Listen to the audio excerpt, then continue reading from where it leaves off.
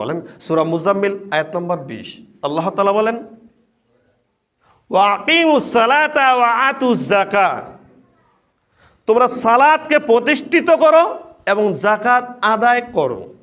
ওয়া আকরিজুল্লাহ করজান হাসানা, এবং তোমাদের মধ্য থেকে কে আছে যে তোমরা আল্লাহকে ঋণ দিতে পারো। সুবহানাল্লাহ। ঋণ প্রথমে বলছেন তোমরা সালাত প্রতিষ্ঠিত করো, এরপরে বলছেন তোমরা যাকাত আদায় করো। আগে সালাত, এরপরে যাকাত আদায় করো, এরপরে বলছেন তোমাদের মধ্যে কে রয়েছে যে তোমরা আল্লাহকে ঋণ দিতে পারো। কর্জে হাসানা, কর্জ মানে ঋণ, হাসানা মানে উত্তম। আপনি মাহফিলে যাচ্ছেন, তখন ওই বক্তা বলছে না যে আপনাদের মধ্য থেকে কে আছে যে এই মাদ্রাসায় 500 টাকা দান দিতে পারে, কিরকম আছে কি না? তখন একজন বলে যে হুজুর আমি দিব। অনেক কিন্তু সেখানে ধরেন 500 জন 1000 জন মানুষ আছে, সকালে কিন্তু হাত তুলে না, একজন হাত তুলে বলছে যে আমি 500 টাকা দান দিব, কিরকম আছে কিনা? পরে তো আরেকজন বললো না, 10 জনে বললো। আল্লাহ তাআলা ওই কথা বলছেন তার বান্দা অনেক থাকতে পারে। আল্লাহ তাআলা বলছেন তোমাদের মধ্যে কে রয়েছে যে আল্লাহকে ঋণ দিতে পারো। সুবহানাল্লাহ। সম্পদ দেওয়ার মালিক কে? কথা বলেন। আল্লাহ। রিজিক দেওয়ার মালিক কে? আল্লাহ। কিন্তু আল্লাহ আপনার কাছে ঋণ চাচ্ছেন, আল্লাহ আপনার কাছে ঋণ চাচ্ছেন। বর্তমান তো সমাজে অহরহ সমিতি এনজিও ঢুকে গেছে। এখন মনে যদি করা হয় যে ব্রাকের যে প্রধান পরিচালক বা প্রতিষ্ঠাতা রয়েছে সে আপনার কাছে ঋণ চাচ্ছে, এটা কথা মানাবে আপনাকে? ব্রাক এনজিও রয়েছে না, ব্রাকের লোন দেয় না নেয়? লোন দেয়। এখন যদি বলে যে ব্রাকের যে ম্যানেজার আছে আপনার কাছে লোন চাচ্ছে, কি এটা কথা মানাবে?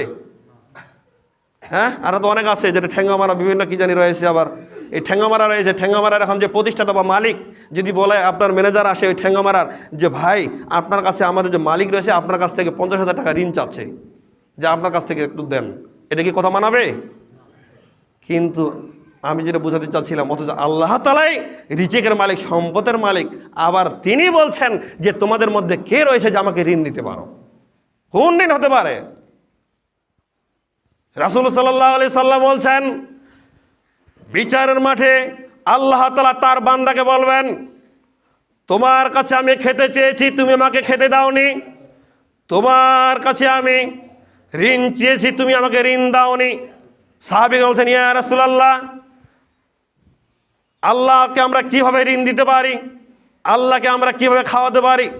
তখন রাসূল সাল্লাল্লাহু আলাইহি সাল্লাম বলছেন তোমাদের মধ্য থেকে যারা দরিদ্র মানুষ ফকির মিসকিন থাকবে তাদেরকে যদি তুমি খাওয়াও তাহলে সেটা আল্লাহ তাআলা খায়। বলেন সুবহানাল্লাহ। তোমাদের মধ্য থেকে যেই জায়গায় টাকার প্রয়োজন, অর্থের প্রয়োজন, শিক্ষা প্রতিষ্ঠান থেকে শুরু করে বিভিন্ন দান খয়রাত থেকে শুরু করে যেখানে প্রয়োজন সেখানে তোমরা যদি সেখানে ঋণ দাও বা দান করো তাহলে সেটা আল্লাহ তাআলা গ্রহণ করে থাকেন। বলেন সুবহানাল্লাহ।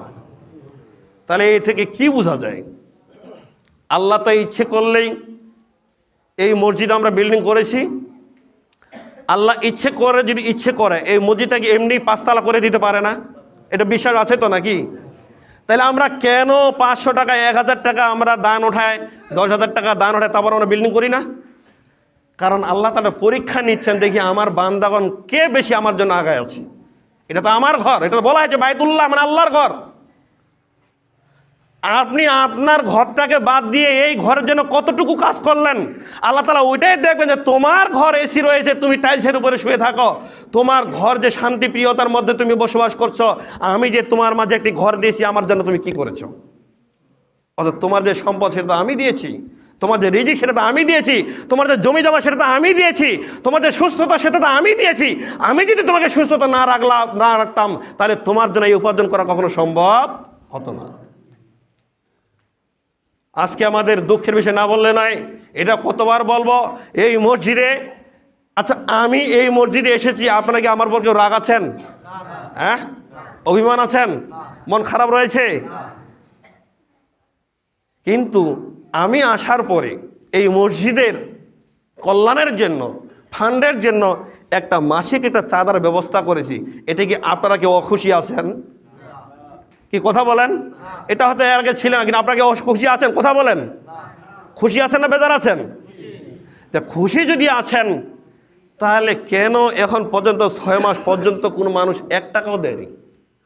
ওর কি হয়নি? এখন যদি হাতটা ভেঙে যায়, এখন কবিরাজে গেলে তার 500 টাকা খরচ হবে তার সন্তানের, কি হবে কি না? তখন টাকাটা কি বের হয়? এখন যদি জ্বর হয় একটু, তখন ডাক্তারের কাছে গেলে অ্যান্টিবায়োটিক সহ ওষুধ দিবে টাকা 250 টাকা, তখন কি টাকাটা বের হয়? এত মানুষ আর কত ইনকাম করবেন? মানুষের তো চাহিদা শেষ হবে না। রাসূল সাল্লাল্লাহু আলাইহি ওয়াসাল্লাম বলছেন, আদম সন্তানের পেট সেদিন ভরবে, সেই মাটি ছাড়া তার কেউ পেট ভরাতে পারে না। মাটি ছাড়া মানে কি? মানে আদম সন্তান চাইবে দুনিয়াতে ঠিকই, যেদিন কবরে যাবে সেদিন মাটি তার পেট ভরাবে। এটা আল্লাহ রাসূল বলেছেন। তো এটা আপনার চাহিদা থাকবে দুনিয়ার প্রতি, ঠিক আছে, কিন্তু এটা তো কিছু একটা করতে হবে নাকি? তো এই যে একটি কাজ এটা করা হয়েছে, কেন আপনি আল্লাহকে ঋণ দিতে চাচ্ছেন না? আপনি কি চান না যে আল্লাহকে আপনি কিছু ঋণ দেন? এখানে 100 টাকা দিলে এটা আল্লাহকে ঋণ দিলেন, এখানে 500 টাকা দিয়ে আল্লাহকে ঋণ দিলেন, এখানে 5000 টাকা দিলে আল্লাহকে ঋণ দিলেন। এই ঋণটা আপনার থেকে যাবে, যেদিন বিচারের মাঠ আসবে সেদিন বুঝবেন আপনি যে আপনার এই ঋণ আপনার কতটুকু আপনাকে আল্লাহ তাআলা দিয়েছেন। বলেন সুবহানাল্লাহ। রাসূল সাল্লাল্লাহু আলাইহি সাল্লাম বলেছেন, কেউ যদি 1টি টাকাও যদি দান দিয়ে থাকে কোথাও, এটা বাড়াতে বাড়াতে বাড়াতে আল্লাহ সুবহানাহু ওয়া তাআলা একবারে পাহাড় সমতুল্য করেন। বলেন সুবহানাল্লাহ। আজকে আপনি 1 টাকা কাউকে দান দিচ্ছেন, হয়তো মনে করছেন এই ভিক্ষুকে হাতটা পাতিয়ে দিয়েছে, 1 টাকায় কি হবে তার? এই 1 টাকা যে দিয়েছেন, 10 জনের কাছে সে 10 টাকা নেয়।